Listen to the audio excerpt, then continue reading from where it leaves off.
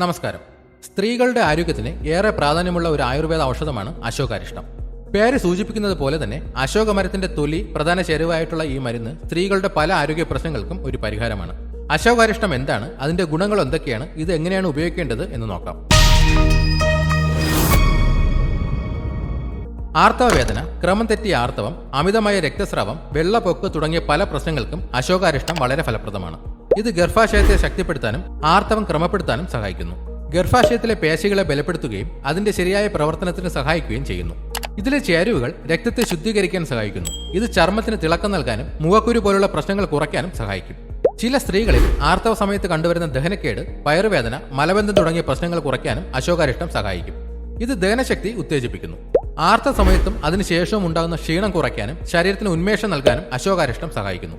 ഇതിലെ ചില ചേരുവകൾ വിളർച്ച തടയാനും സഹായിക്കുന്നു. സാധാരണയായി 15 മുതൽ 25 മില്ലി വരെയാണ് അളവ്. അത്ര തന്നെ വെള്ളം ചേർത്ത് ഇത് ഉപയോഗിക്കാം.